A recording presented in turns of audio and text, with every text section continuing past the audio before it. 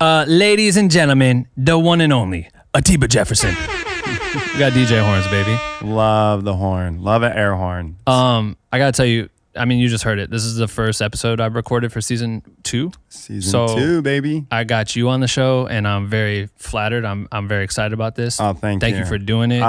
I'm so excited. I feel like there's so much shit to talk about because you've been in the game for so long. But the first thing I gotta ask is, how do you look 25? Jägermeister. It's keeping this kid clean. Seriously, I don't know. Dude, literally, I'm 46. That's crazy to me. Yeah, like, I know. 46? And right now, where are you cameras at? I'm actually went out the last 3 nights, so I really am looking rough. He sent it. No, but I was like laughing because I'm like, man, I hope I'm remotely close to that. I'm already losing my hair and shit. I mean, the hair is gone, so thanks, I can hide that. But no, it's super funny. Last night at this party, and it was a little bit of an older crowd than me, and everybody's like, no, you're not. I'm like, I swear. Trying to sell him on it, show him the driver's license. Yeah, well, it was a party for Bono, the singer, U2's book. Yeah. And I'm a big U2 fan, so I was like, yo, I saw Rattle and Hum in the theater, and like, they're like, there's no way you're older. And I'm like, oh, trust me. Like, I remember when Joshua Tree came out, so that's yeah, crazy. I think skateboarding keeps you really young. Yeah. And good genes, right? I try to eat healthy. Been a vegetarian since I was 15. Yeah, no drugs. It's I think it's clean just lifestyle. Clean, ish.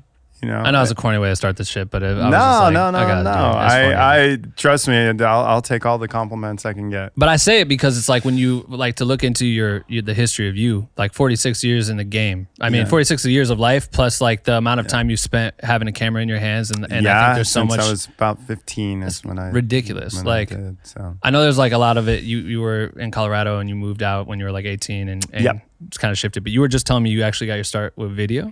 Well, yeah. I mean, photography is my first start. High school, black and white darkroom, Canon, snappy Q, point and shoot. Fell in love with seeing prints made, and just skateboarding. Skateboarding turned me on to everything. Magazines turned me on to photography. Skateboard graphics turned me on to art, and the videos turned me on to music and filmmaking. So when I started, you kind of filmed and shot photos. Right. So you had a high 8 camera. The big one at that time was Canon. It's called an A1, I'm pretty sure. You had these batteries. It was just, it had a good zoom, hand zoom. And that was the thing. You carried a video camera because that's what you filmed the trick being made. So as a photographer, you'd take a picture, get the still, and then you would film it. And then, so I filmed for Tom Yetto for a foundation video. And then I actually, when I first got hired by Transworld, I was hired to help Grant Brinton, the photo editor, like assist like Aaron's in his office. And then I was also digitizing and filming. And I am a terrible filmer. And this is like what age? 18. You're at 18. Yeah. Right. Yeah. I moved out at 18. That's how it kind of was the thing. And then it got to a point, skating got really gnarly. And it was, people were trying to do it as quick as they could and only one time. So once I saw skateboarding get really kind of dangerous, I guess is the word for it, it was like, are you going to be a filmer or a photographer? And photography was my first love. So, but what made you? Why does that make you have to pick and choose? Are you saying just because it's either one or the other? Yeah, because it's one or the other. You. They were like, "Hey, I want a filmer there and a photographer." Right. Whereas before, it would just be me solo. Right. So it would be like I did both jobs, and then skating got gnarly. It was like, "Hey, I need to do this," without going, "Hey, I need to do it again." Right. So I just picked up photography, and then literally dropped being a videographer. Just like left that world behind. Yeah. But, I had a big love for it. Like I was shooting 16 millimeter film with the Bolex and Super 8, with the Canon Super 8 and all of skateboarding. Yeah. Like you were just constantly shooting. Skateboarding. Yeah. At first I just did skateboarding from like 95 to 99. And then I had been sneaking my camera into Laker games. Right. I'm a big basketball fan, and that turned into me getting into working for the NBA and Slam magazine. Right. So then I assisted a guy, Andy Bernstein, who's a complete legend, who taught me so much about medium format photography, high-speed sync, action. I mean, he changed my life. And besides that, also commercial photography. He was doing Sprite stuff with Kobe, and I would. And you you had access. I was his assistant, one of three most of the time assistants. So I was just sitting back. I was learning lighting, strobes, everything from a commercial level. Dude, so before we get into that, like, I'm curious, like, going back to your childhood, like, what was it that, because I know you and your brother's a graphic designer? Yeah, my brother's a graphic designer. So were you guys identical twin? Yeah, crazy. Were you guys like, as kids, like, what was your access to content? Like, I know magazines were probably coming out at the time because skateboarding had been around for a while, but like, how are you developing the love? Me in high school, I mean, I'm younger than you, so it was skate videos, snowboarding videos. Like, I was just digesting whatever I could, even blogs and shit. But like, what were you getting access to, and then how are you consuming it enough to like convince you in your mind, like, I need to get out of Colorado and go to California? I mean, at that, it all kind of happened pretty quickly, but you know, it was Transworld had the phone number in the magazine, and I would call it, and I would to who? Like their phone number? I would call Grant Brenton, the photo editor, and try and get him on the phone. And Salema Masakela worked there in sales, who I don't know if you know who he is. He's a big snowboarder and like a actor, musician, host. He like Guru. He would do courtside. Like we kind of came up together. Yeah. But I had met Josh Beagle, a skater. He was in California, and you know, this is pre-internet. That's what I'm saying. So it's just magazines. And I was fortunate, and I always say this to people: get a job in an industry or field that you love. I was a skateboarder, so I was lucky to get a job at a skate shop. And that opened up a lot of doors of kind of just being inside the industry, but really being in the industry.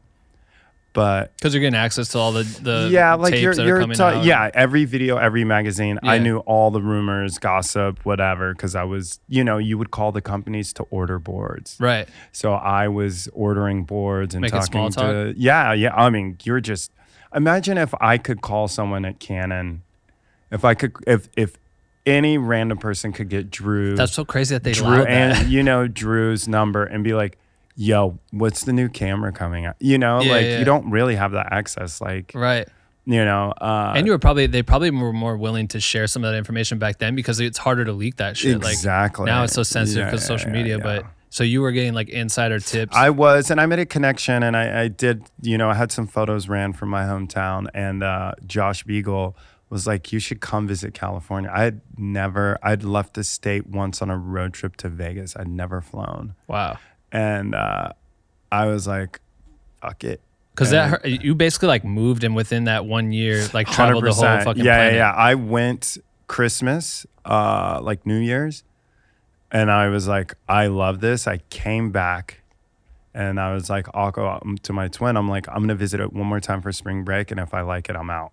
And I went back. I was like, you know, blue sky, freezing winter to summer. I was like, I'm fucking out of here. Yeah. And ended up, you know, just packing up the car, driving out here, like no money really saved, and just really getting honestly so lucky. But were your only connections really at the time were the people you were talking to on the phone? Grant, yeah, but I had, in between those two trips, I had visited them. Okay, so they knew, and my brother was able to get a job there, and then I was doing work for Tom Yetto, helping film a foundation video, and then they were just like, come work at Transworld, your brother's here. I was there like every day. I was just the nerdy kid. And were you meeting anyone else that was doing something similar to you? Like at that time, like someone had got in the way you got in. Was there anyone else thinking like that? I mean, I feel like everybody to some degree, but they were older. A photographer, Skin Phillips, he had moved from England, you know, but Skin is 10 years older than me. He's probably in his 30s, and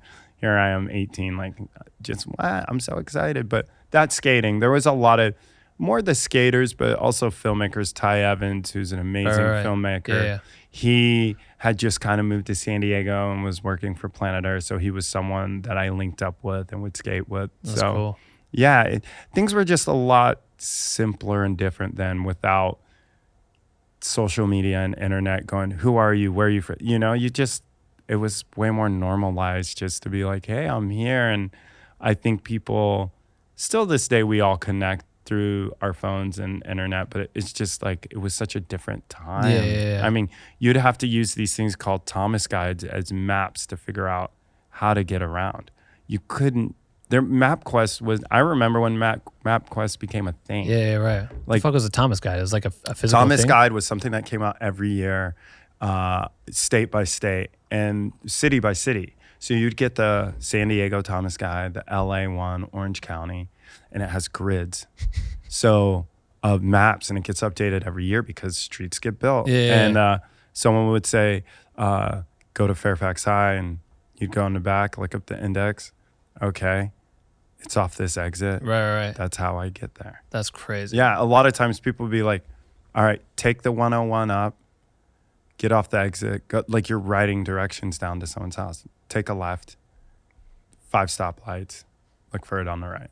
Like, it was so mind-blowing. But by the time you started shooting and getting involved with Transworld, like, were your education at that point in high school, the education you had through high school? Yeah. I had high school and 1 year community college. So were you shooting like all throughout high school? And yeah, I started my junior year. But did you feel like confident in what you were making at that time? No, not until my senior year. The junior year, I loved it. Yeah. But I remember breaking a camera and just being like, okay, I'm just gonna work at the shop and be that dude. Yeah. And then my friends were always taking photos, which was really inspiring. My friend Josh Wildman. And I remember breaking up with a girlfriend and being like super sad and being like, I'm gonna photography's my thing. And I just fell in back and literally, I never thought I was gonna have a career, but I knew it was something that I wanted to be good at and that I really loved. So it was every moment was that. But this is the film days. I wasn't making much money at the skate shop. That'd be expensive. Super. Right. And it's kind of funny now because someone told me recently when I was shooting my point and shoot, they're like, that's $2 in exposure, which is very true. But what I was doing with like slide film, you know, I would shoot 1 roll a week, and you would every frame was counted. Yeah. You'd be like, click, okay, yeah, no, they're not right, you know, right. And then process it because, you know, I think it was $10 a roll, $10 to process, so $20. Yeah. When you're only making $150 a week, and you got to pay rent, and car insurance, so it's insane. But it made you really love it and really cherish the moments. Now I look back, I'm like, you didn't shoot a lot of photos. Yeah. Well, yeah. I mean, there was no choice. Yeah, and I don't have any of my negatives from a kid, which is really sad. Everybody cool. hold on to your negatives and files. I can't believe people at camera shops processing throwaway negatives. Yeah, that's crazy. I went into a place, they're like, do you want your negatives? I was like, there's another choice? You know? Yeah. But the problem is we all get them downloaded and we never show up to the camera store. So I understand. Right. They have a big archive. Well, I feel like first shout out to that girlfriend because it sounds like that kind of shifted your whole career. Reagan Yeomans. Shout out to Reagan. Broke my heart. Let's go, Reagan. Thank you. Thank you for making a legend. Yeah. I just always think about my early first time filming projects and making videos and shit when I was young in high school and were ass. So I can't imagine making projects that were I felt like were cool, but then getting an opportunity to just be in a place like Transworld. You know what I mean? Yeah. So I'm not saying your shit was ass. I'm just saying I know my growth has been exponential. So I can imagine it was school for you. Still ass. But no, it was really funny because my shit's still ass. I thought my photos were so good that I would send in. And I remember Grant Britton, who was really great and teaching me and taking the time to explain what was wrong. And I still remember this photo. I talk about this all the time. And I remember being it was blue sky and the colors were just right. And it was a cheap like Sigma lens, like not even fisheye, like everything looking back on it is so bad. But I remember being like, this is going to make it in the magazine. This is really good. And I remember sending it to Grant because I would send him my pictures. You send him the slides. And you're mailing the shit. Mailing it, crazy. Straight up mail. And not even FedEx, straight up mail. Yeah. And he's like, I was like, what do you think? And he's like, it's just not that good. Like, he's like, what you really need to do is take a look, and it's not rip off what you see in other magazines, because you should be your own self, but really take a step back, be honest, and say, is that as good as what's in the magazine? And when that was a big turning point to me, because I remember going, he's right. No, this isn't good. And I waited a long time before I sent him another batch of photos to be like, okay, what are they doing in the magazine? Like, what are the lighting techniques or the angles or whatever? And then right away it was like, oh, well, let's do an article, So it's really being honest with yourself if something is as good as what you want to compete with. Right. That could apply to music or anything. It's like, or food, like you make shitty food, it's pretty obvious, Right. It's, anything you make is not as good as you think it is. You got to be your hardest critic. And that's kind of stuck with me. And honestly, until I made a post, and everyone kind of makes more fun of me than I thought they would. Like your best photo ever. This cover of Tyshawn Jones kickflipping in the subway was a Last Thrasher cover. And it was the one time that I don't not like my photos. I just always see something I could improve. Yeah, of course. Like I can tear apart my own photos in 2 seconds. Right. Flash should have been here. Angle should have been here. It's a good photo, and that was the one photo where it's like, that's it. Yeah. And it's actually funny because there's been a lot of conversation about this photo, and that was the actual one he made. But the funny thing about it, even someone was like, yeah, on the message board, they're like, why isn't he in the middle of the train tracks? And I'm like, well, because I knew the first couple ones, you catch your kickflip past the middle. Oh, so symmetry. So the symmetry of where you are.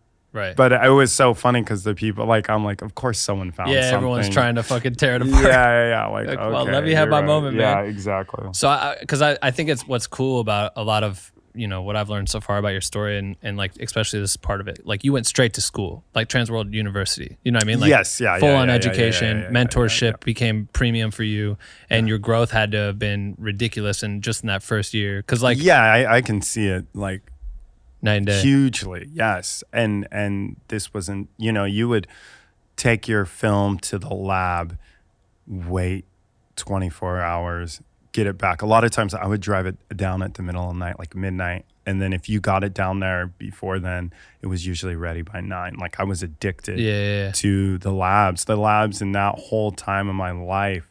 There was, when I moved to LA, there was a place called A&I that's no longer here. It was 24 hours. So you're just always there. Because I just so much anxiety knowing if you got it or not. That's what's crazy about digital. It's like, it's right there. It's right there. Yeah. Like almost two right there. You can format over a card without thinking about it because you're just like, there's another. Yeah. Another JPEG. Right. Another megabyte. When you were traveling, because it sounded like you were you touring? Like what was that first year where you talked about? Yeah. You know what's funny is the first year that I moved to California, we started like the first 6 months, no, but then after that we did an article, skate photo from all 50 states. And cool. I ended up being like the grunt of picking up states no one made it to. So I there was a birdhouse tour I did, and then a zero tour that I did where it was kind of like focused on trying to cherry pick certain states. I did a Santa Cruz tour where I got arrested and did 2 days in jail in Memphis. It's a whole nother story. But yeah, I in that first like year and some change, I went across the country twice in a van. God damn. And like not fancy. I mean, I look back at that. We were sleeping on floors and like, I mean, even with Tony, I remember, because this is before 900, before the video games. He was retired still at this point. Right. He was our team manager. And we kind of made fun of him being like the older skater. But he's probably like 24, He was, I think, 28, 27 or 28. Yeah. It's crazy. And we were like, you're so old. You know? Yeah. It's like, I don't, yeah. Because he still hadn't done the 900. To be honest, he's, what is he, 53 or 4? And I'm 46. So I don't even think he has 10 years on me. He is 54. He's 54. Yeah. He has 8 years on me. So I was probably 19. Yeah, he's 27. Dude, he's still going after it. It's crazy. Oh, it's crazy. He's, I mean, 27, we call you're calling him, him that's old, a real goat for sure. Nah, 100%. Like, I, you know, obviously his injury is, you know, not what you want from anyone, but to see him coming back from breaking his femur is amazing. And just all the way leading up to that, you know, I've seen a lot of skaters be done with it so early in their careers, and Tony's had 5 careers over. Yeah. You know, like the fact that he can still skate right now, it's amazing. Well, you talking about how like you had to pick a passion because everything got so quick. You're probably breaking into a lot of illegal spots. People have like one shot at trying to land something. They're getting hurt all the time. Oh yeah. It's not my job. It's the skating stuff is fun because we're skaters, and that's what we do. You can't turn skating off when you're a skater. Yeah. It's your love, your passion. But compared to my commercial stuff, yeah, it's a whole different level of stress, and just, you know, it's you only know it if you're doing it. Right. You know, no one really knows what we go through for one clip. Yeah, ever. That can be weeks to months going back to a spot. That's what's so, and every trick is made. Well, 99%, you know, of our photos, it's not getting used unless it's made. Right. And that's what people don't realize. Well, do you feel like you've ran into a lot of creative people that are, you know, fans of your work and would love to be where you are, and they, you know, they say that type of shit, but if you literally gave them like a 6-hour long video of you actually trying to do something that took 6 hours, dude, they wouldn't watch it. No. I feel like a lot of people are just becoming like so lazy where that would be gold. Like I feel like that's just gold to somebody. I mean, it's one of those things where it isn't that glamorous. We just love it. It's like the other day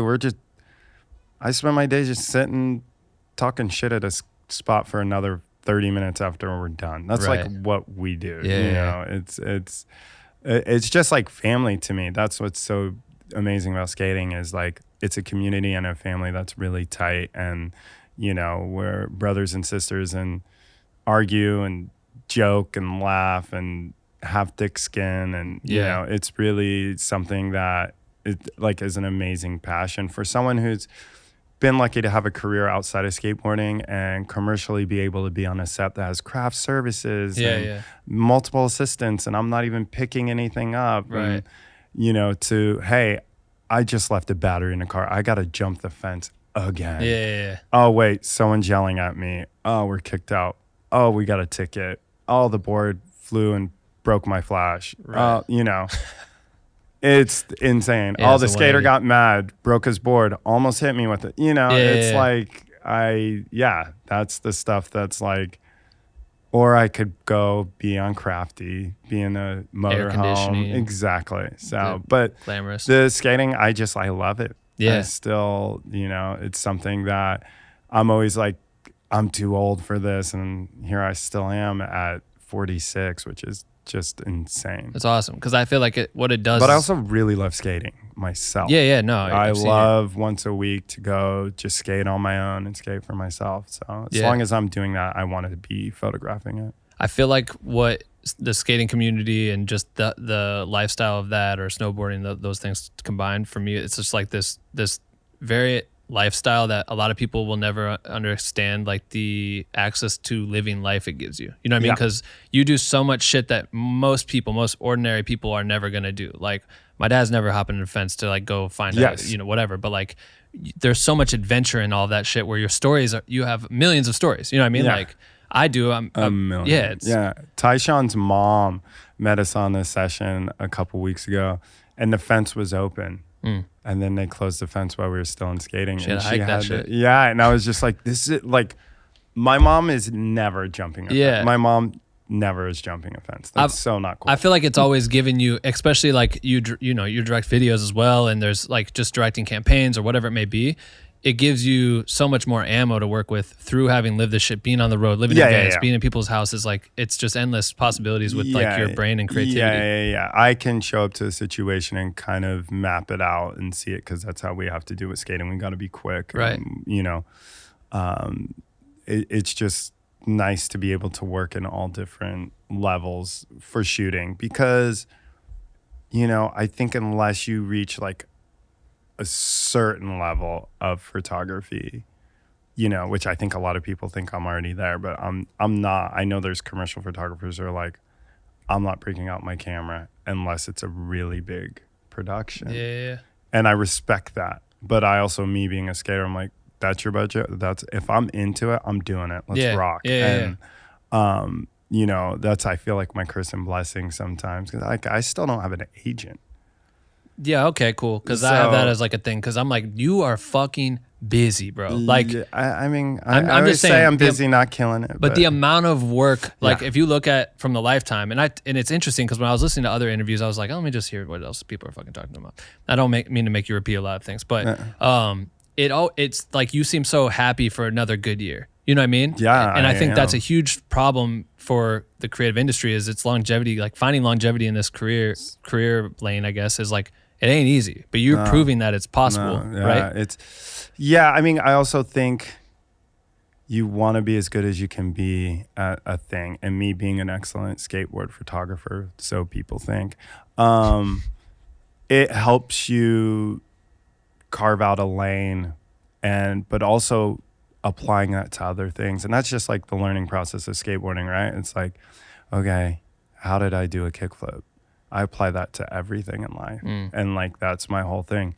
Okay, if I'm doing skate photography, how can I do basketball photography?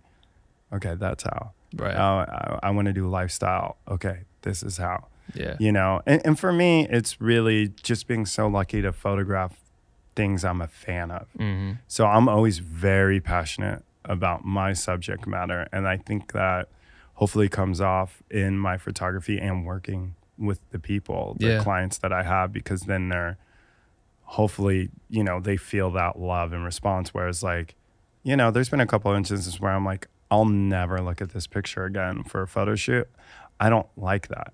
I like it when I am so excited to get home and make an edit and be like, well, I bet you that'd be more common with the photographers who won't pick up a camera unless it's X, Y, Z. Like they're so specific that they only need these requirements met. And it's like, yeah, but sometimes you're going to find more fun, or you'll find more gratification in like some of the shoots that maybe aren't the budget that you wanted, or maybe it's not the talent you wanted to work with, but you may find like passion in that, which makes you enjoy the work you made versus some of that stuff where it just becomes like, I don't want to leave the house. Yeah. Some people like, I'm not getting out of bed for X amount, but I also respect that, because that probably gives them more time to do other things. And I think that's probably one thing that I trip over my own self. And like, I love working so much. Like, I have a lot of things to do today, and knocking these dudes are like, let's skate. And I'm like, shit, I'm supposed to go to Best Buy to figure out this washer and dryer. I need to make an edit for a book I've never made. There's like I haven't updated my website in 2 years, like there's a lot. Exactly. And I think it's those people who are like, don't say yes to everything, can make that time. So it's damned if you do, damned if you don't. But also, there's a world where you could still say yes to a lot of shit and you start delegating. Like the website could be a website person. You know what I mean? Yeah, but the mind of my, I know. They have to go in and know what pictures I want. It's like, you're right, but I'll give them 200 terabytes of pictures, and Jesus, is that the archive right now? The archive is so out of control, but not that bad compared to video people. But I would say, I have the G Drive RAID shuttle system. Oh yeah, it's always over like 160 terabytes, I think. Yeah, you know what I'm saying? It's a lot, and you got to think I have probably 6 or 7, 4 shelf file cabinets, which were the analog, the film years. Right. So I went from film to digital. I mean, I have my first EOS 1D that was 4 megapixels. Crazy. And a lot of people were like, your photography's gross now.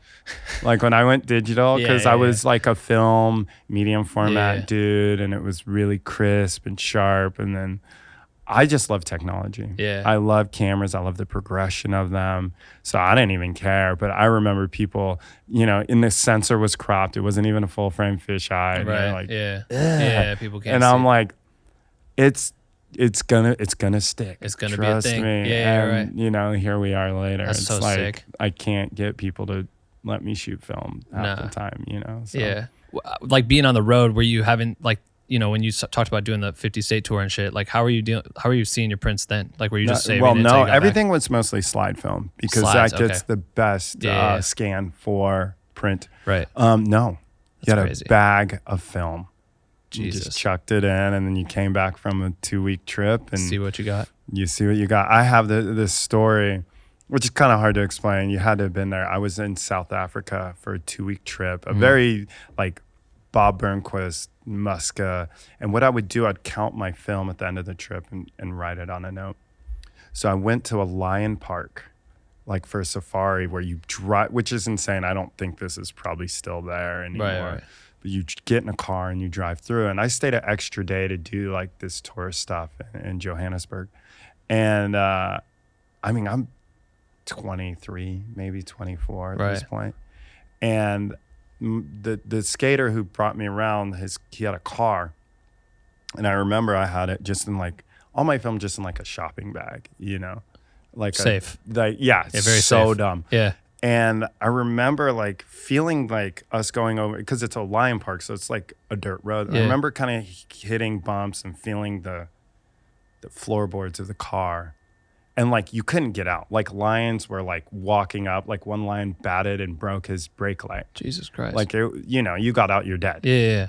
And I remember looking up like, damn, that floorboard feels like so thin. I literally picked up the bag. There was a hole in the floorboard and there was a hole in the bag. My film, and my heart dropped. I was just like, oh my God, this whole trip, where it could all be there. And luckily the film had all fallen together. Oh wow. Because there's just chucked rolls in there. Yeah. It was like airtight and not one roll was missing. Oh damn, I thought you were gonna say you did a Mission Impossible move. No, because you wouldn't even found it. We were driving around for an hour. Jesus like who Christ. would have known? Yeah. You know what I mean? There's So cars lucky. behind us. Yeah, that's one moment in my career where I'm like, oh my God, because you hear, I've had cameras stolen out of cars, and I've felt some heartbreak before. Even once my house getting broken into and a backpack stolen with like a trick that the person couldn't go back and get, because it was film. Computers stolen and stuff like that. But like that one, I remember being like, you really dodged a bullet, because shit has happened. I had a whole slam cover shoot get thrown away, and like I didn't get that cover, and I remember being devastated. Thrown away. Yeah, they like the FedEx, like, to be, the guy said he didn't get it, but someone's like, no, it got delivered. So, but I would put it in flat FedEx boxes, so he probably thought it was an empty one and threw it away. Damn, that sucks.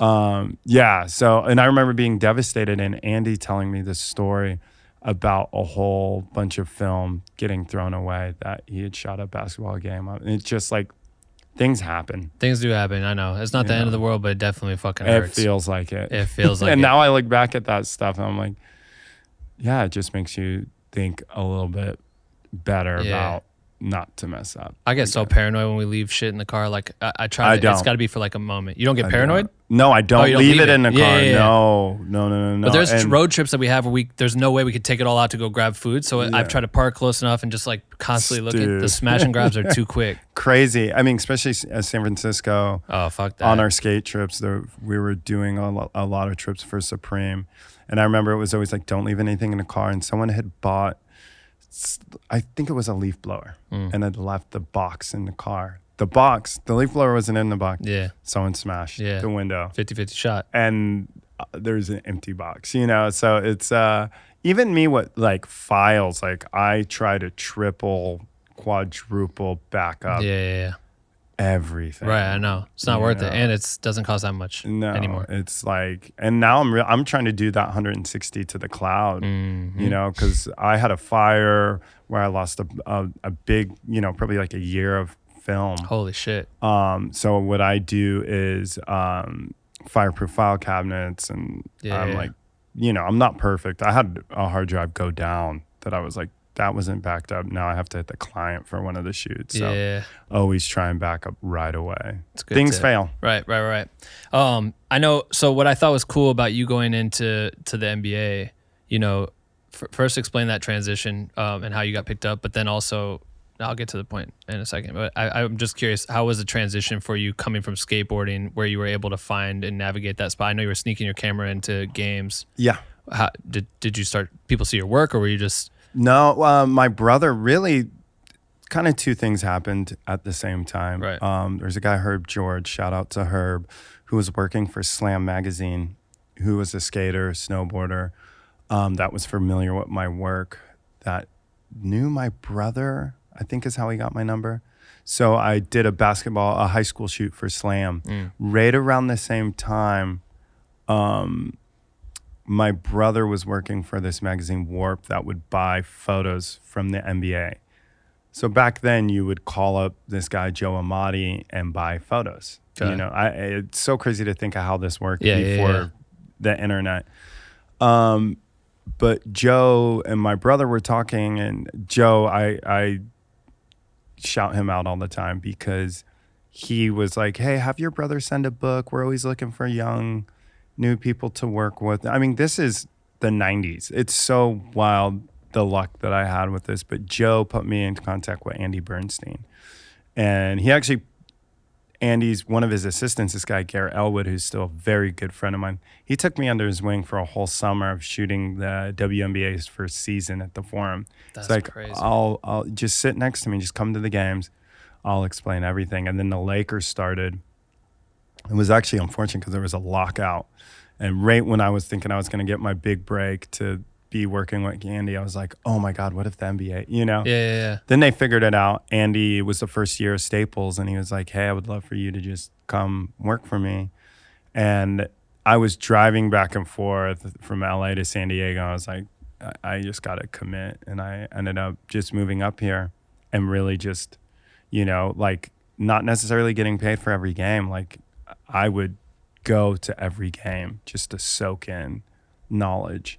Like, are you prioritizing basketball over skate at this point? Well, no, it worked perfect because no one's really skating from in the winter 6. Well, no, people are, but 6 to like 10:30. You mean just in that sweet spot? Yeah, because that's nighttime. So you're going after and because anytime you lit up anything at night, it was usually after 10. Because no one would be at the schoolyard or business. Right, true. So you got to think, it was like, no, and I didn't really have a social life. It wasn't like, I'm kicking it with the, no, it was I go to every single game I could possibly go to for about 2 seasons. So were you at the time, I know you were a basketball fan, but did you realize like there's always like a team photographer and then like the assistant roles exist, and then you're, was it something that you not were like, before, that was something I just discovered. You just like kind of fell into it? Yeah. It wasn't like, okay, let me plot out trying to work with Andy. It was like, no, this is how this works. And, usually the assistant becomes a team photographer later. And you realize that? People, I did. But at the same time, I was doing a lot of stuff for Slam. That led me into doing like my first commercial stuff actually was skateboarding, not even basketball, but it was a big skate thing for Mountain Dew. Crazy. And then that turned into shooting one hot sauce, the street baller for Mountain Dew. And then I saw this whole kind of that world. And then Adidas hired me after seeing some stuff I did for Slam, and then all of a sudden I'm like, if I become a team photographer, I'm not going to be able to do that other stuff. So I decided, I learned a lot. I obviously wasn't able to be there as much as I could for Andy, period, and all that stuff. And I mean, he's still a great friend. I do his podcast. I love him to death. But I just was like, I'll kind of go on my own. I still have a good relationship with the NBA and the Lakers. And, You've been working with them for like over 20 years. Yeah, like I'll do their media day, and it's still all love and family. Right. So I'm really glad that I was able to kind of do both and keep that relationship, not bad. Yeah, right. Not like I'm out of here. I don't need, like I always think for people, just always be cool, because you never know when you're going to work with someone again, or if they're going to make an opportunity for you to happen. And, I praise, because I'm such a big Laker fan, that relationship that I have with Joe after 20 plus years still has me, every season, like, hey, media day portraits, you in? Like, yeah, I get to shoot the whole Laker roster. So like, let's sick. go, So, yeah, it's like, always be cool to everyone, because you never know who's going to end up being the person to help you again later in life. No, facts. I mean, at that time too, the mentorship that's coming in, because it's a whole nother arena, you know what I mean? Skating's one arena, and to be able to get on these big sets, or to be able to be on the court and just be capturing. And I heard you guys mention, like, one tip you were given from him was catching reactions and thinking of, like, there's obviously storytelling. Storytelling. Like, not, I was so focused always on getting the kickflip, getting the dunk. And once I started working with Andy, I was like, no, get the person focusing their board or yelling or freaking out. Those moments become just as valuable as the actual trick or dunk or peak action. So yeah, he taught me so much about storytelling and kind of thinking yourself more as a journalist versus a photographer. Right. Because I think we get so caught up, like, I'm the best at capturing this moment. It's like, no, are you a storyteller? Because that's what photography really is. I think we're nowhere near as cool as our subjects, and we're just lucky people that are able to capture and witness people doing great things. Great. I don't consider, I have my favorite photographers. Don't get me wrong. I think they're great. They're cool. But you're only as good as your subject. Yeah. And that's why I don't, my ego's always checked at the door, because, these athletes, these they can do it on their own. They don't need the photographer. It's the photographer that needs those great people to do our job. But don't you also think that history is made by the media? Like, in a weird way, people will show up, but that's because of radio at the time for music, right? Right. Yeah. And now there's so much that relies on the video photo element that social media, everyone has their team that follows them around. Yes, I know what you're saying 100%, but bro, you were at a party the other night with no camera or nothing, chilling with, like, super celebrities, because you're that fucking guy now. You know what I mean? Like, you got the access, right? So, like, there is an element where people do know that you can make a moment, you can make history. And I think that I understand what you're saying humbly. Yeah. But I also feel like there is a world too where there's so much that relies on it, and I think it's always put in the backseat, or it's kind of like the norm to, like, not allow that person to have their moments. Yeah, for sure. I mean, I think Spike Lee and Spike Jonze, two big, huge, enormous influences to me, and they're just unbelievable, talented, creative people. But, I think you look at who they work with, and you're like, yeah, they did kind of have a big impact on those people. True. So I do think, of course, but I'm always like, the ego's at the door. I'm lucky to shoot these people. Which I love that. That attitude's so clutch, and I think people let that go past them sometimes. 100%. Especially photographers. Yeah, and it ruins you. Because there's a lot of photographers who think they are better than their subjects. Yeah. But sometimes it works for them. The growth within, the NBA, because you're working with them for so long, what was, like, some of the key things that you were taking away when, because, skateboarders are their own celebrity. Yeah. Athletes, professional athletes, it's a whole nother level. It's a whole nother. I just did a job traveling with FC Bayern, and you're like, none of us here in America, I mean, that's the biggest stars in Germany and Europe. You're rolling with the Kobe's and Jordan and LeBron's, right? But here, no one knew, and that's what's funny. But I think what I've learned, what I tell everyone is, mostly artists, musicians, and athletes don't like their photo being taken, and they don't want it. So I always learned to be really quick. But I was telling this story last night. I was doing a shoot. I was shooting Michael Jordan for my first and only time so far, and they were like, he's doing lines. They were piggybacking. It was a slam cover for their 100th issue, and they were piggybacking a commercial. And they were like, he's gonna need a couple hours because he's running lines. 45 minutes later, they're like, he's ready. And I was like, luckily I was semi set up, but first when he came up, he's like, you're the photographer? How old are you? I just turned 30. I was so offended. I was like, I'm 30. Yeah. Anyway, so he's like, I'm like, you came over pretty quickly. They were like, did you do everything? He's like, yeah, I learned at a young age, listen to the director and you will go home early. And I use that in my own workflow of like, try to shoot quick, try and get it over with. And like, they cherish that. Just be, conscious of these people's times and celebrities. So that's like one of the big things I learned once I went from skating to basketball and commercial photography. Because skating, you're, like I said, you're just hanging out with the homies. Like, it's so weird. People be like, what do you got this weekend? Like, shooting skate, like, is it a big... No, it's like someone will call me. We'll probably all be 45 minutes late. Yeah. Kick it, see what happens. If we get a trick, cool. If not, we kicked it with the homies. Right, you know, and then some people also don't realize that is my job.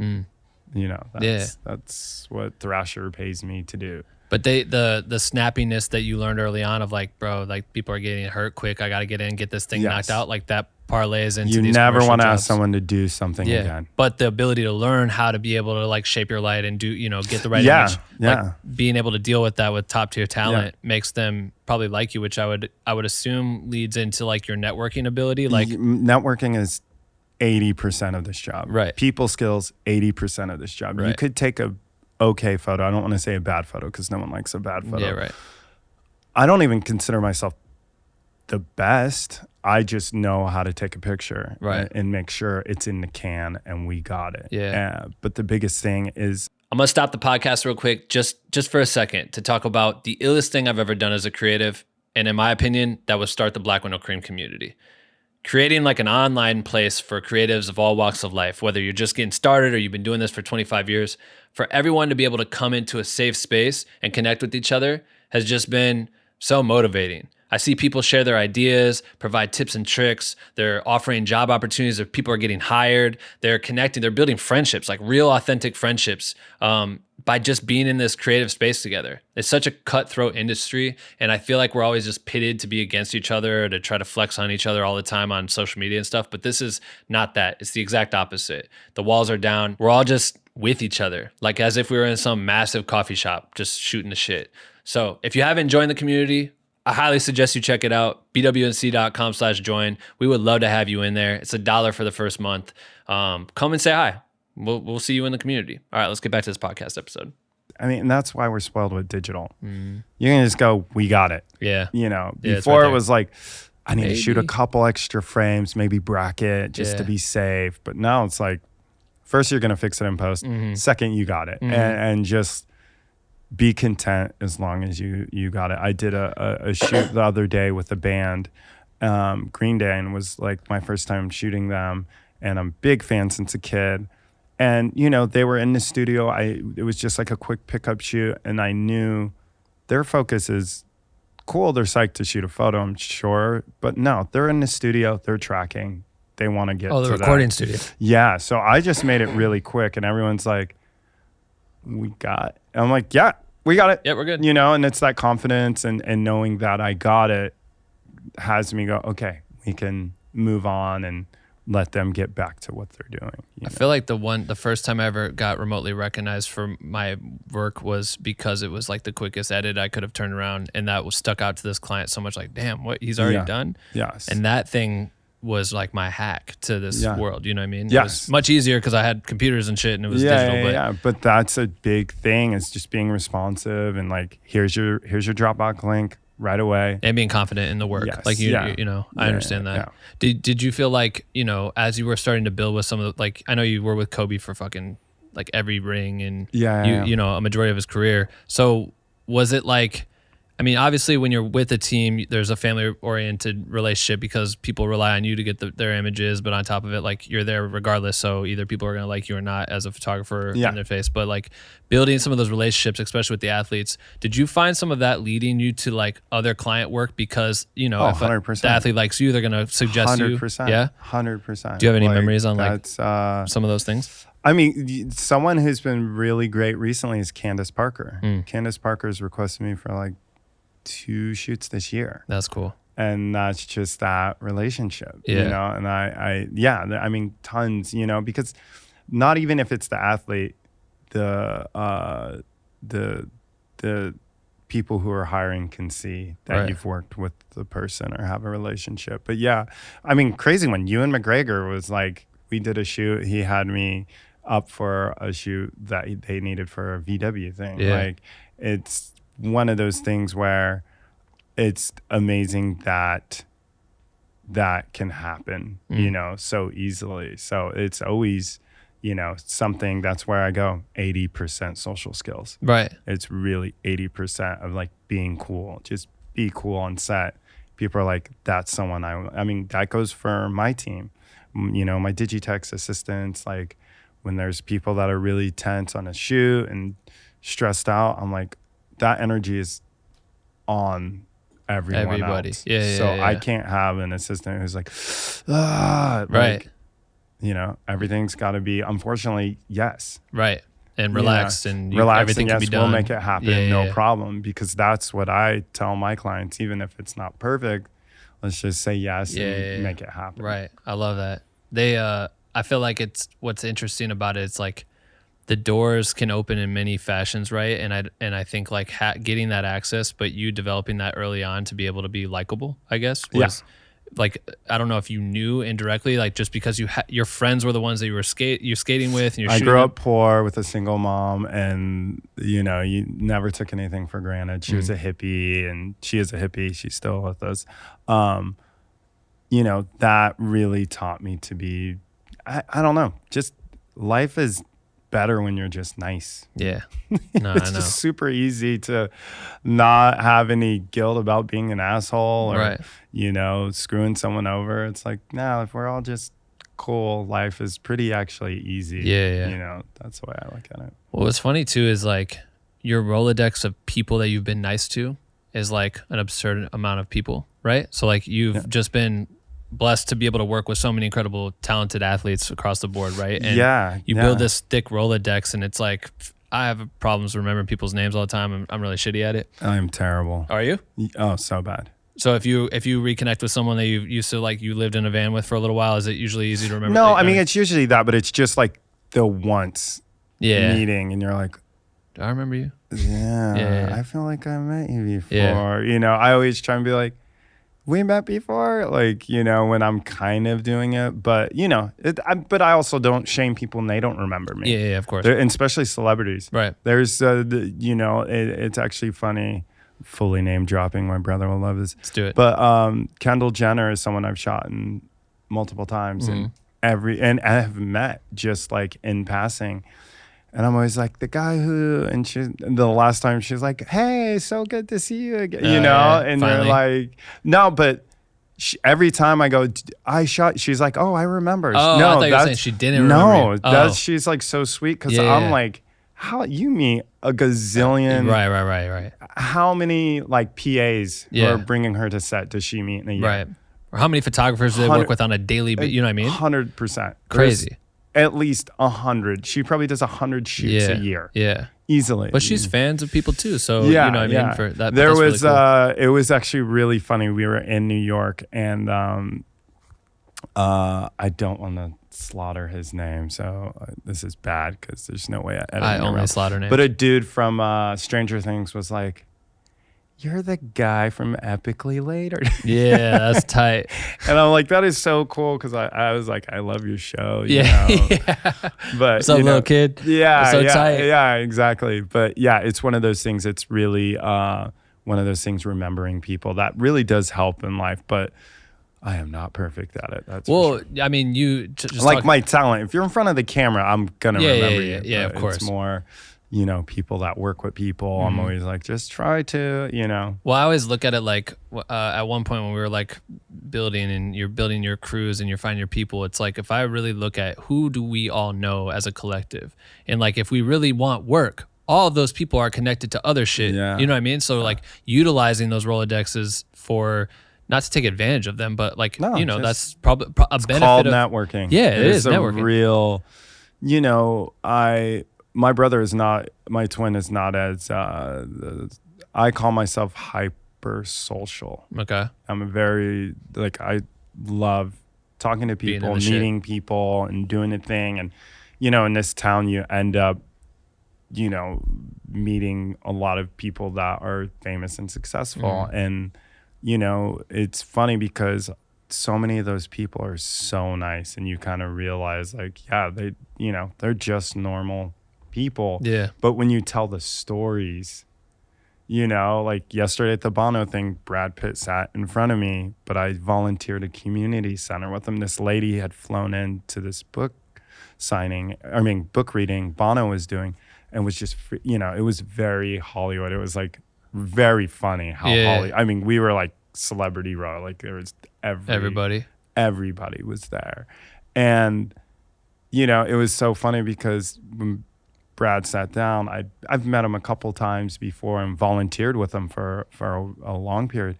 So I was like, to her, I was like, hey, Brad. She's like, I was like, good to see you. Like, Watts Community Corps.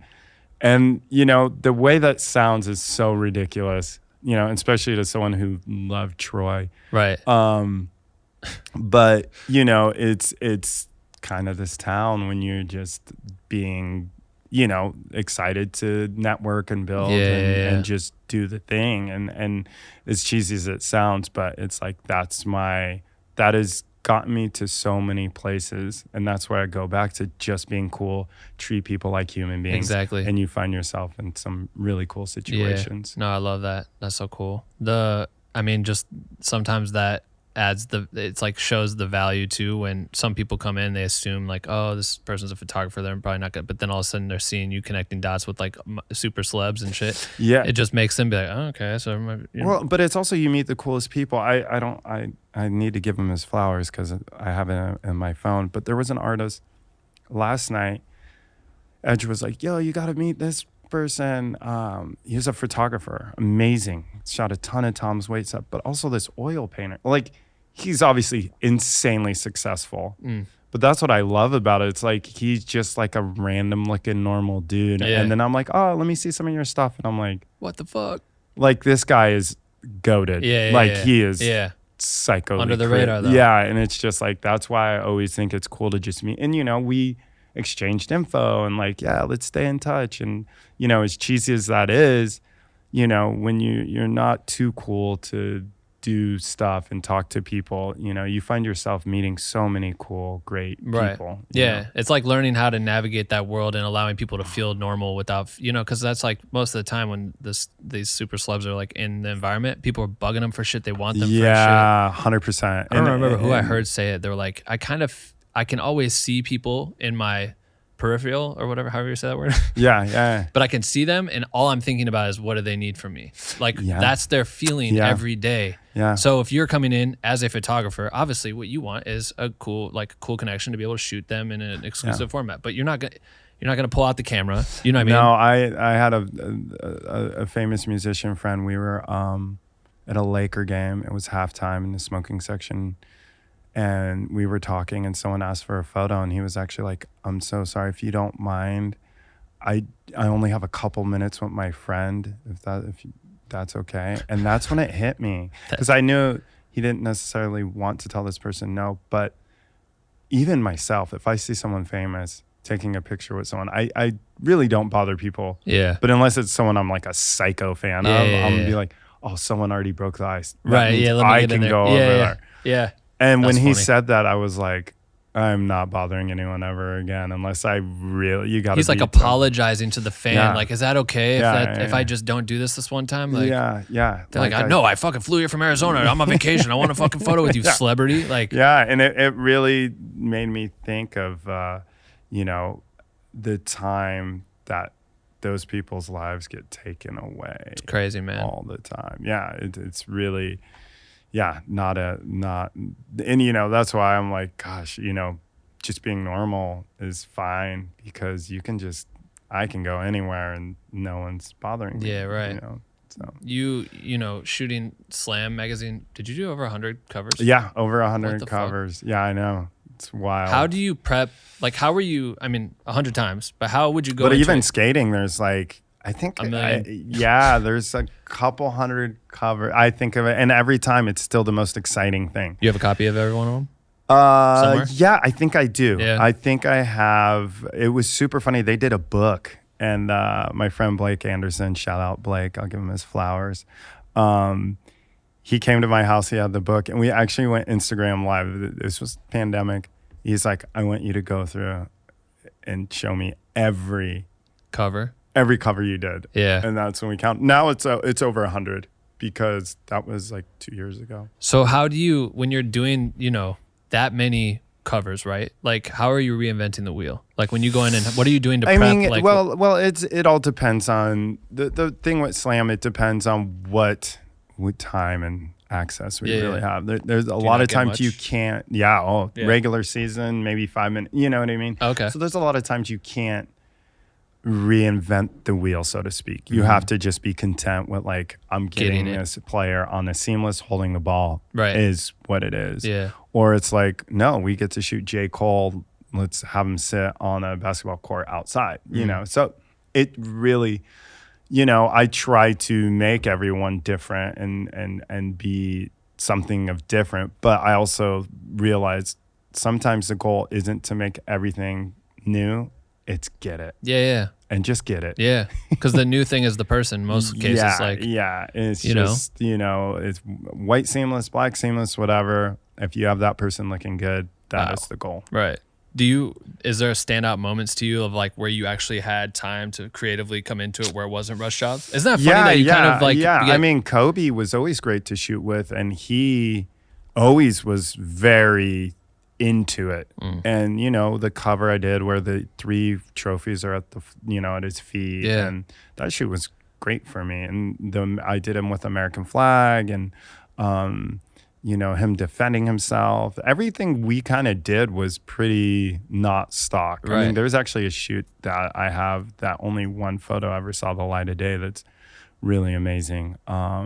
So working with him was always exciting because he was really super into it. Do you think that's because of the bond y'all developed, or? Well, I think that, but just his work ethic. He would do that with other photographers. 100%. Yeah. He was just always giving was it. really a visual person and really respected the craft of photography and storytelling. And that's why, you know, after basketball, he was so into his production company and doing that. He really, you know, the books and Mamba Mentality with Andy, he knew the power of storytelling for sure. So it's kind of crazy, you know, when you look at photography, the way you use it to mark like points in time, right? Like to have captured one of the best to ever do it.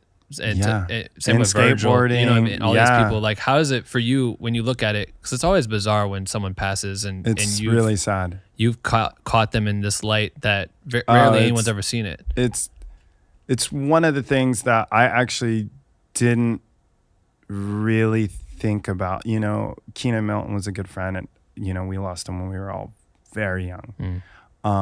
But it was really Dylan Reeder and Kobe and Virgil, like these people where you're like, oh fuck, I have these memories of these people. I have the opportunity to celebrate them, but I also like need to protect that imagery and where that goes and what that, and, you know, specifically shooting Kobe and Gigi was, you know, something that is very personal to me and very sacred. Yeah. You know, a lot of media outlets were asking me for those photos, and I said, no, I won't. any of my collection of people that are no longer with me, those photos go to the family and family only, and that's all I ever will do with those. Yeah. Besides, obviously, but never monetizing anything ever. Where I see opportunities to fundraise off that, that's what I do. I did a thing with Dylan Reeder for Modernica, the furniture company, with a photo of him, and all that money goes to City of Hope. Is this where your prints were in the chairs and stuff? Yeah. Oh, yeah, cool. yeah, So that was yeah. what that was for? Yeah, the photo of Dylan specifically, Yeah. the wall pocket. I was like, I want not just the money, I want all proceeds to go to City of Hope. So they agreed to do that, So which cool. was really cool. Yeah. And that's what I would, in memorial do with that. But yeah, it really is one of those things that, I don't like that I have pictures of people that aren't around, because you're like, damn, when that folder comes up or that moment comes up, it's hard. It's real. Yeah. Yeah, it's very real, and life is very short and precious. So, Yeah. but you that was something that I don't, younger you don't process. And now as an adult, it's like, I hate seeing someone pass that I photographed or knew, because it's like, here I go. Like, I got to find every moment. Huff. Like, yeah. Well, that's like kind of what we talked about off camera when we were eating lunch. It was like the idea of like there's no way to untrain us from wanting to document. Like we were talking about like being at a wedding. You're the B cam operator. 100%. You know what I mean? Like I say, I see photos everywhere I go. Yeah. It's like I cannot turn it off. Like they put our phones, and I bring a point and shoot with me. Did you? Everywhere. Yeah. Everywhere. Like everywhere I go. Yeah. That camera, I love this camera. Did they take it Shout from out G7X. There we go. The plug. I love this camera. Mark III. I had to get a new one, Alex. I'll explain that later. Left my camera in Tokyo. Shit. But anyways, yes, only good photographer is one that has a camera. Yeah. So I always carry. Well, I just feel like there's like a natural ability to think like sometimes moments aren't being captured, and they don't all need to be. But in a way, having it will mean something to someone at some point in time, right? So you not gifting or whatever, just handing over the archives to Kobe's family or any family that you've worked with before, and for them to have that to take and hold with them for whenever and to look on that's also like the thing of processing it. It's like we're also so lucky to have these moments and document, and that's what's really made me look at my whole body of work like, no, these are people that are no longer gonna be here. And I have this weird obsession with this photographer David Garr, and his estate is selling his prints on eBay. He's passed away, and you can buy these original darkroom photo prints on eBay. I'm fully leaking them. I have a lot of competitors now. But he shot music in the 60s and 70s. Yeah. And like a lot of music, soul, R&B, jazz, rock that I really love. And like, always the bid starts at $9. What the fuck? Yeah, so some of them you can get for like 20. I mean, I bought a Ramones one for $500, which is still a good deal for an original. An original, fucking crazy. But like, I also like look like I'm like, it's so kind of like creepy's kind of the word that I'm like buying this photographer's art of these people that are no longer here as well. It's just this very trippy kind of surreal thing every time. I mean, I must have 30 of his prints. But imagine him knowing that. Well, that's how I think about someone, me. Yeah. And that's also what's crazy about the digital work is like, doesn't mean as much. NFTs? Like unless I got your like CFast card or something. NFTs? Like SD. It's a little bit different, but it's also like so amazing that I have all this work. Like I want to do a photo show. Dude, that'd be of the coolest. This person's my perspective of what I love about this artist. Photos. I think that'd be really unique. Yeah. I always think about like my uncle passed and he's an artist and he's got all these wild illustrations, just piles of shit throughout his house that was just everywhere, hidden everywhere. And my family's looking at it like, what the fuck do we do with this? And I'm going through it. I have so many, but dude, I wanted to bring it out here, but I thought I'd break it on the flight here. But he just has like these random little sayings that he would write on the back of it. And it's just like, that's so cool to me to know that he was right there, like writing on this shit. Being a creative. Just saying weird shit that came to his mind and like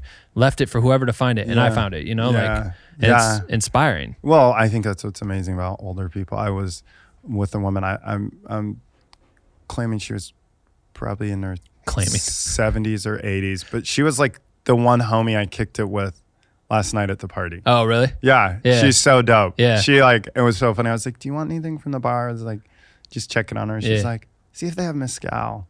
and she's amazing, like done up, beautiful, like so stylish.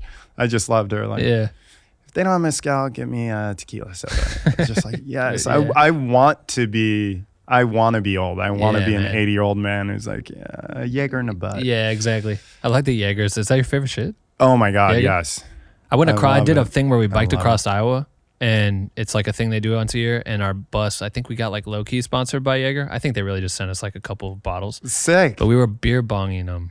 Wow, off the bus. And it's very hectic. I haven't really had Jaeger overconsumption. Since. It was overconsumption. No, I've been to the headquarters in Germany. For real? Have you worked with them? Jaeger. Yeah. Oh, cool. yeah. I do shoots and posts, and they love me. I have a great relationship, and kind of like the one we should talk about for a little bit with Canon. So I wanted to get there. Yeah. We can we can go there. So we're both sponsored by Canon, which is the coolest shit. It's insane. I've heard you talk about it, and what I thought was funny. Shout out to Kevin and Rita. Shout out Kevin and Rita for finding me. Kevin, we had a meeting and Kevin was talking to me and another ambassador, and it was about like the rollout of them announcing that we were going to be out there. Because we're in two different programs, and you can talk about your program. But what I thought was so cool was he was like, yeah, we just need you guys, like, if you guys want to post about it. I'm like, want to post about it? I'm like, this is the coolest shit of all time. But to them, he was like, I don't know. I didn't know if you guys would, like, if you care. Bro, I remember buying my first camera, and obviously this was just me trying to decide, but pulling that trigger and saving up like $1,500 and getting like my 7D or whatever I bought for the first camera. How fucking hard that was to buy. I used to clean my cameras. I used to worship. I mean, I still do. Yeah. But no, I used to. It was like I mean, that's what I really think is really great about living before our phones, because you engaged with things that were around you. And I'm not throwing a shade like old timer, because I love my phone, but like I used to just clean my camera and like just think about it and like just loved it. But you know, the thing with Canon is like in skating and being around in skating, I've been, video game character 3 different times, like very celebrated and feel very flattered. I've had colorways with shoes and, collabos with this, collabos with that. But the camera world never really recognized not only, I don't want to say me, but no one before me. Like there's all these great photographers, Grant Britton, Bryce Knights, Mike Burnett, like people who've been shooting for years. And putting those brands on a pedestal. How have not one camera, how am I the first skate photographer? That's crazy. To get that. Yeah. And that's, and I'm so honored and flattered, but it was really funny because it was just something I never thought would happen. And when it did, it was life-changing. And it's probably like, I have my bucket lists of things, and, random things. Like I have a cover in Newsweek of a LeBron photo. Like that's so weird to me. That's crazy. Nominated for an Emmy, like things that I never worked, like that was my goal. Yeah. And even being sponsored by a camera company, that's a goal that I wanted. And, when this came, it's insane. It's like one thing I can brag about, I think people might think we're saying this just because this is a Canon, like Canon fucked with this podcast. No, if it's literally not. I know we're wearing the hats and shit because I'm excited as I have so much vintage Canon like merch. Everything. I scour eBay. I am so proud because I grew up in skating where it was like you repped your board company. That's your thing. That's your board company. You said getting sponsored earlier. You said getting sponsored by Canon is like skating for Nike. Yeah. Like when you look at it from that standpoint, it's, we're skating for the biggest camera company. Yeah. Straight up to me, like no shade to the other ones, but Canon is Canon. And to be able to be recognized by the best is like the hugest compliment, the hugest thing that I will carry to the grave. But beyond being recognized too, it's you now are giving actual input into the development of gear. Yeah, that's what people, like this is not just paid to use the camera. This is not this is this is a family, and like there's things that Kevin has really had my back on and been so amazing that I will never forget for the rest of my life. Yeah. He's gone to bat for me in so many super cool ways that I've not had many people do that. There's only a handful of people in my life and career. And this is only a short 3-year thing. Kevin has treated me like a lifetime friend and someone he wants to work with. So, that is already making me loyal. But it's also like, talking to Drew and them about just ideas and cameras and testing stuff and being able to have an R3 at the Olympics and the honor to go to the Canon and sign all the NDAs and try not to show it and all the things, and doing that for the R5 and the R6 and EL1 flash. Like when you get a package from Canon where there's a sample sticker on it, you're doing something really cool. Dude, how fucking tight is that? And that's like, all my friends have been doing that for 25 years with sample shoes or sample boards, and that was always the coolest shit. Yeah. So, I love being able to have anything early, but, also it's been the longest camera brand that I've ever held in my hand, starting in high school. Yeah, that's what you were listing off Canon gear. So it's not fake, but it's just so amazing to have a career like you said, Jaeger or whatever it might be. To be able to have these contacts with these people. But I'm a photographer. I'm like, my eyes are my everything, right? That's my whole freaking career. And to be able to have the best cameras for that, it's mind-blowing. I got Atiba on my podcast because of Canon in Canon's Burbank location with a set favorite. This is beautiful set. They care about the creative community so much and empowering really empowering us. Everyone's gonna be fucking. And out we're going to figure out. Complex Con. Like, there's a lot of cool things that I love that Canon is open to. Shout out to Alex, obviously. Just getting me t-shirts and hats. that are to what we think is cool. And there's so many more things. The Get Up and Go live stream that I did. That's what I wanted to talk about. Has it always been, obviously your come up, a lot of it came from education, like free somehow education you were getting from other gurus. Yes, right? I never went to school. So besides like community college was just another year of high school. Right. So I actually wanted to be a photo teacher. Did you? Yeah. That sounds like you're always teaching workshops. Yeah. And you're great at it. Yeah. I caught some of my friends. I really love to give back. I feel so honored to know there are people that are inspired by what I do. I feel like I only owe it to them to be able to communicate that to them and be able to have a one-on-one opportunity with them, because the people that have done that to me have really impacted my life, and hopefully I can do that for others. Yeah. So for me, it's like, it's a no-brainer. When you when you get in those environments and you're able to bring these, I'm assuming most of it are a young audience that are coming. Yeah, you would be surprised. I'm sure there's some older folks that are trying to get in. The workshop that we did the next day after the Get Up and Go, there was a dude, I think he flew from Florida, that was like 50. Wow.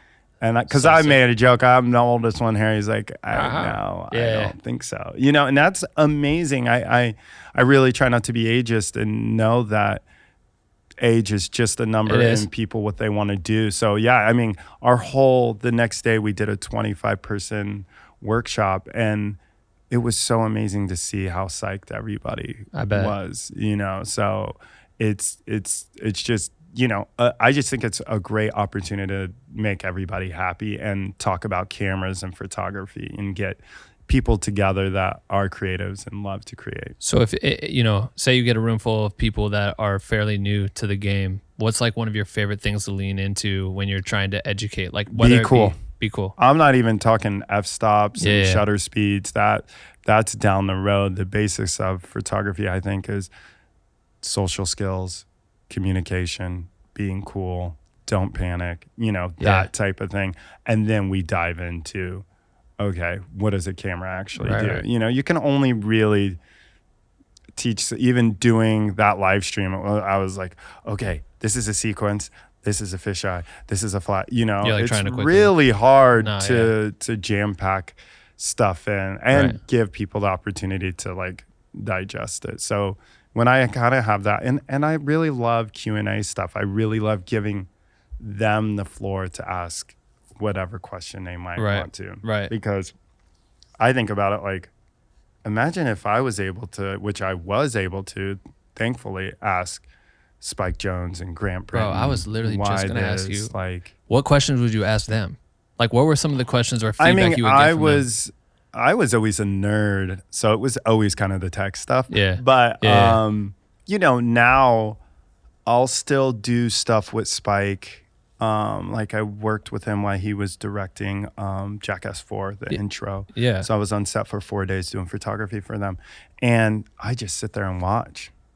Like that's the one other thing I tell people, like if you can get an assisting job or just get on set, if you pay attention, that's free education. Yeah, PAs, whatever. So I just sit there. I've just, why is that camera lens being changed? Why is that light over there? Why is this happening? Why is that happening? Why, like, and keeping notes. And anytime I'm around Spike, it's like completely just osmosis. So I don't even really ask him much. Yeah. Because I'm studying and just learning so much about being around him. Yeah. Most of it is like, what was, like Kareem Campbell like back then? Like, how did you get all this cool stuff done back then when technology was not on your side? Right.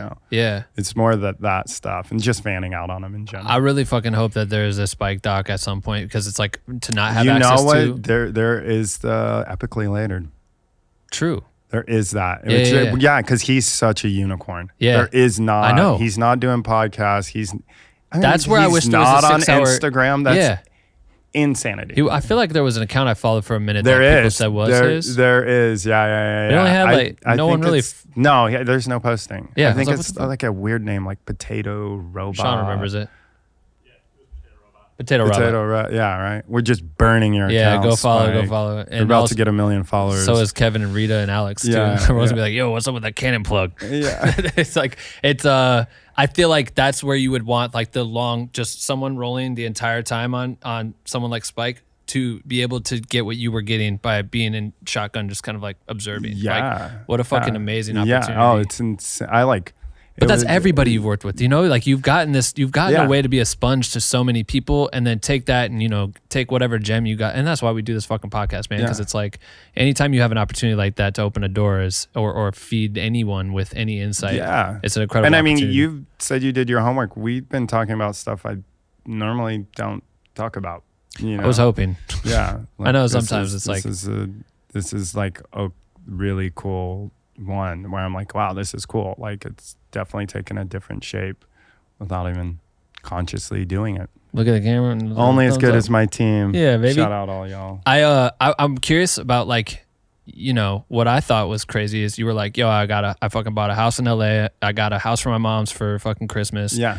Also, you low key are an investor in like hella businesses and have your own backpack company and all kinds of shit. Yeah. Okay. So what I think that a lot of creatives don't ever get to is protecting their future, Yeah. So you as been in it as long as you are and being around so many people, and I know you talked about Rob Dyrdek kind of like put you on investing all this shit. Yeah. How did you plan accordingly to be able to invest money, like to be able to start saving away and try to think like strategically, like I need to put this away?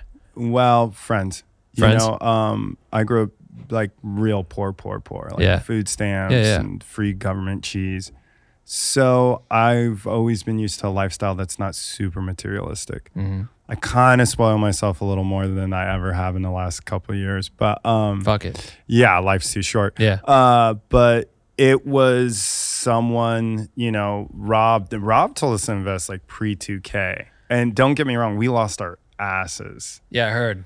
Smoked. What was And it? You invested in what? That was just all tech stock. That was the boom of tech stock. So we just You just got the wrong our one? dude. It was actually really sad. Like our dude like disappeared. It was like almost some boiler room type shit. Oh no! I ended up dropping off. You know, it was not. You never. I mean, stocks is gambling. Yeah, don't invest money you don't have to lose. That's exactly what I was gonna say. Yeah, if you don't have it, don't. If you have money and you want it to be somewhat safe, buy property, and that's not even guaranteed. Yeah, yeah. Because I'm looking at the market now, which is it's down. Yeah, yeah. I was a little richer, 6 months ago. Yeah, You're like, you see your Zillow, you're like, ooh, yeah. maybe I don't look at that. Yeah. But property is the smartest. The Right. investment stuff, it's just gambling. Whether it's a restaurant, whether it's a company, the backpack company Bravo that I do, that's like of necessary because I wanted to make camera bags. Like something to solve a problem for yourself 100%. and then others, obviously. And I love it. And I'm very proud of our camera bags and I really love it. How many bags have you guys created, like versions of bags? Is it just one specific bag? Camera bags? Yeah. 2. We have a new one that's in development now. Nice. But yeah, we're always constantly leaning Tweaking. into that. I mean, we've had multiple colorways, Yeah. Bill Stroback and a list of others, but the camera bag was a idea that I had camera bag on for all the old heads, Apollo, but then OGO. And then OGO cut the skate program. So I was like, what do I do? And a friend put me in contact with a group, a designer, Ryan, who's great, and my friend Berto. And we just like, let's make our own bags. We can do it. It's not a big company, it's a very small, niche, but our bags are made great. And I am so proud because as a photographer, we all know it's like the bag is like $300 expense we don't want to pay for. Yeah, I know. It's not cool. Yeah. It's not like, dude, I got a new, I mean, now I look at it way more exciting, but back then I was like, that's a flash. Yeah, yeah. I know. Flash, but I do need the bag. And your flash takes a spill because some skateboarder hit it and smashes all the it. time. Like, fuck. Yesterday, so Yesterday. but only invest in things you love. I always say, But I think before, obviously, like for sure, it's when you start saving the money. But where you think, like when you started making money enough, like you're like, all right, cool, I pay my bills. Now I'm making a little bit extra. Yeah. I remember noticing that difference. Like, well, I paid There's rent, more. but there's still some Yeah. in there, and that's something I still try to do. Yeah, right. But just be smart with it. I have a CPA, and I've been, smart. I've been very lucky, I think, to just be smart about it. There's some things I could have been smarter about, but I look back, I'm also like, you did okay. Yeah. For a photographer that isn't, Jürgen Teller or, like Mario Sorrento, like the big, Yeah. Ultra huge I'm names. always like, you did pretty good. Yeah, no, I mean, it's impressive, dude. Like, I mean, there's like just a laundry list of the companies that I saw that you were a part of. I'm like, good Lord, man. Yeah. Also, And a you, lot of Ocone, those- the black, The bar. is that off of, It's not here anymore because not of the here. pandemic, but Oh, it there's did? one in Long Damn. Beach. oh, nice. Yeah. So and it's funny too because I really want to give flowers to every investment that I make. It's not really mine, But I mean, but you have some skin I in it. do. A lot of that stuff is people's ideas, and I love being able to support yeah. their vision. But I'm not in there. Bro, I kicking thought the it was so tires cool and- to see that. Like, I mean, people want to know, like, oh, I want a house. I want to buy my mom a house and shit. Well, how do you do that? It's like, well, you have to play strategic games. Yeah, and be you have smart to be just smart and safe. Yeah. You know what I mean? And and prepare for the worst. COVID, obviously, like Yeah. that's got to scare the shit out of anybody who's terrifying. putting money into the market and shit. Yeah. Not even that. Just we didn't work for a big period of time. Yeah. Especially being a photographer, it was like, okay, Yeah, it's what the just fuck? dried up. Yeah. And super thankful for specifically really Canon, and Jägermeister for having me do stuff me drunk on and shooting. social. Yeah, but it was really a lot of that stuff that Yeah, kept yeah. me through Totally. not doing a commercial shoot for whatever that was. Like, I remember the first thing we did. I did a thing for Nike for Virgil. It was the first shoot, and I remember we were taking tests in the parking lot, You're just and like, fingers crossed. yeah, like this was a 25-person Yeah. set, and that was like we were throwing a super spreader. Yeah. You know, it was so bonkers, you know, and I remember feeling so lucky to be back. So, you know, I just never take anything for granted. And you know, that's part of that saving and not expecting every client to come back, but do every job like it's your last job and try and do the best you can do. I love that. And hopefully that leads to another one. Yeah. I know I don't want to, we've already been talking for a minute and I appreciate you for that. I thought it was the coolest shit to see the skateboarding go to the Olympics. Yeah. And then cooler that you got to go. Insane. Cause I'm not a contest shooter. But like, bro, what the fuck? Like you're going to the Olymp, like that's the craziest. I know you were supposed to go the year before as like a fan, and then all of a sudden you're just like fucking. Yeah. So me and Blake were gonna go to Oakley just to party, and I go to Tokyo a lot because our bags are the manufacturer and distributors there. Right. So I'm like a local in Shibuya. I know Tokyo super inside and out. Tight. Was just there actually, which was amazing to go back post Olympics where we were not allowed to leave the hotel bubble and shit. It's so bubble. We couldn't even go watch BMX. That's crazy. Yeah, it was so strict. It was so like aren't the BMXers in a bubble too? Like no one's. We weren't allowed to go to their course. No one could come to our course. Wow. It was you know, Japan is very good at paying attention to detail, so you really weren't sliding anything past. But it was just an amazing opportunity. You know, someone who's not really a contest skater, but it's what I learned from Andy and shooting NBA finals and that storytelling where I was like, oh, I got this. Right. I will be able to storytell a very cool situation and scenario for this and feel very proud about what we accomplished there. Oh, it's like you're competing. You know what I mean? Like you're competing in a weird way. But the cool thing, the skaters were treating it like we're, you know, the days of practice would be like, Atiba, come over here. I'm going to try this. Oh, yeah. Like they were like, it up like street stoked shit. to be just shooting. Yeah. So it was a really cool vibe. And you know, because there was no one around, there was no crowd.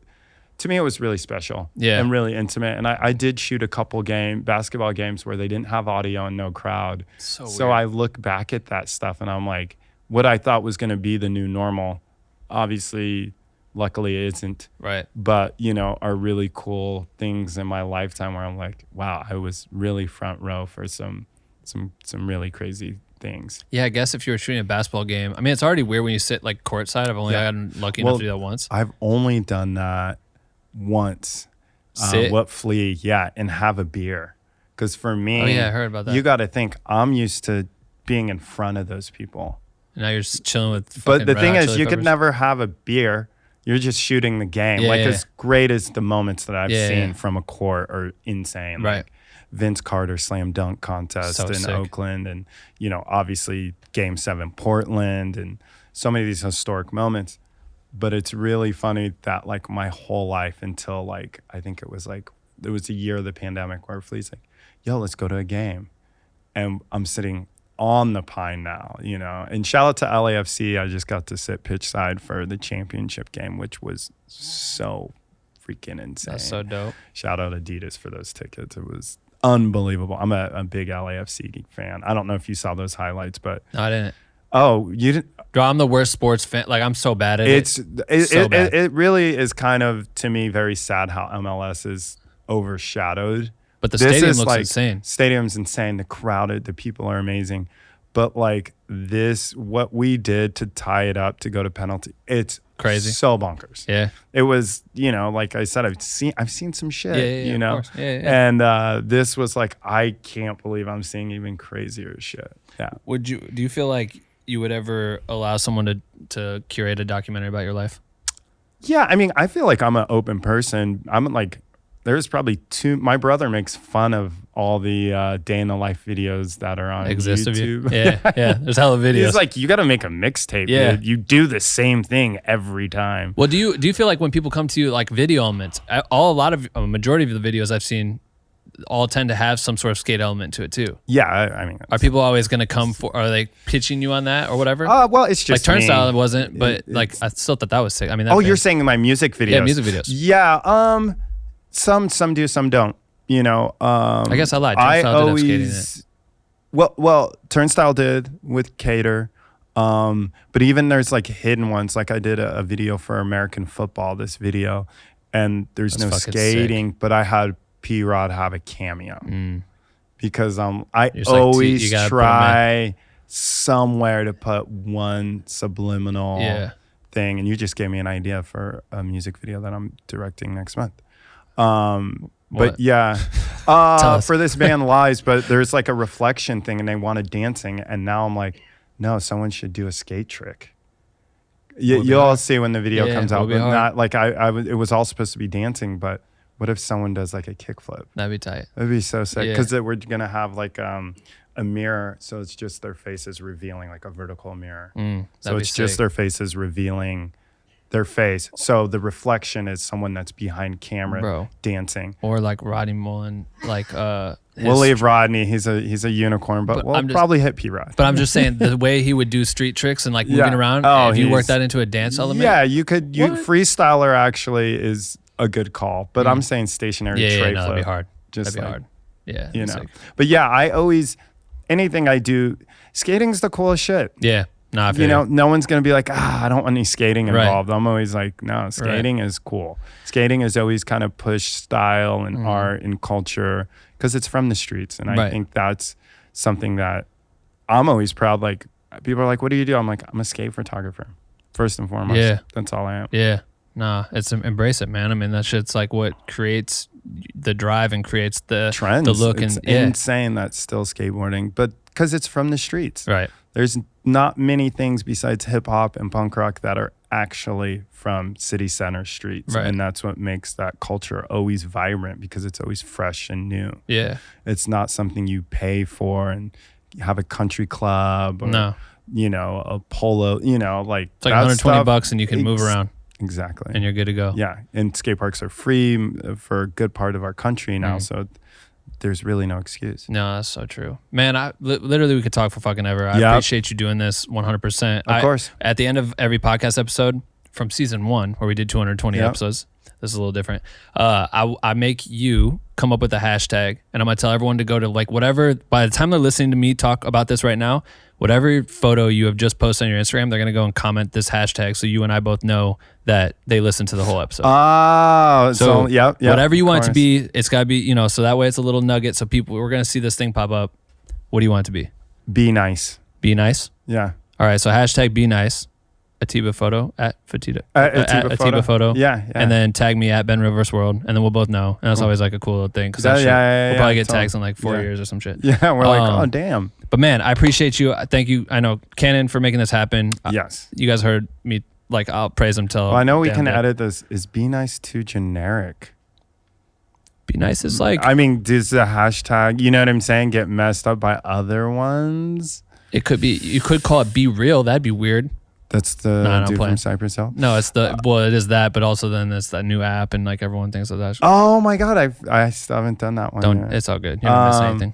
Yeah, if be nice still works, we'll just leave it. We'll send it on Be Nice. Okay, It'll be cool. cool. Yeah, appreciate you, man. Thank Yeah, you of so much for course. doing this. For real, Thank like you. this has been the coolest yeah, shit. of course, man. Thanks Go for having forever. me. Yo, it's Ben. I just wanted to say thank you for listening to today's episode. We have plenty of episodes that have come out in the past, and we're dropping new ones every single Sunday for season 2. So make sure to subscribe on whatever podcast platform you're listening to or watching on. And if you haven't joined Black Window Cream community, what you doing? It's the best community for creators on the planet Earth. Go to bwnc.com/join. We would love to see you in there. Please join. All right. See you next week.